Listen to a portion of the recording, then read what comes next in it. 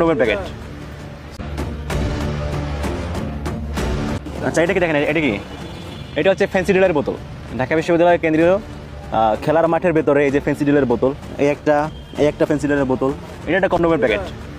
তো আপনি চিন্তা করেন, একটা বিশ্ববিদ্যালয়ের কেন্দ্রীয় খেলার মাঠের ভিতরে কন্ডোমের প্যাকেট পাওয়া যায়, ফ্যান্সি ডিলের বোতল পাওয়া যায়, গাঁজা পাওয়া যাচ্ছে, অহরহ গাঁজা সেবন করা হয় এখানে। এই যে সিরিঞ্জ পাওয়া যায়, সিরিঞ্জ এগুলো কি করে? ড্রাগস নেয়। সো এটা তো সাময়িক অভিযানের মাধ্যমে বের হয়েছে। এরকম যদি আমরা কন্টিনিউসলি অভিযান পরিচালনা করি, আমরা যে কি পাবো। এখন এই জায়গা থেকে আমরা অভিযান পরিচালনা করলে মানুষজন গালি দেয়, বলে আমরা কি করতেছি। আসলে যে কি করতেছি আমরা দেখতেছি কি করতেছি। এটা হচ্ছে মাদকেরিয়া, একদম সুইসহ, দেখতে পাচ্ছ? মধুর ক্যান্টিনে বৈশা যারা হচ্ছে এই ধরনের মাদককে মুক্ত করার জন্য কাজ করতেছে ক্যাম্পাস, তাদেরকে মব স্টোর বলতেছেন, ফাটাক স্টোর বলতেছেন, এই যে অপরাজনীতি করতেছেন, সেই দিন ভুলে যান।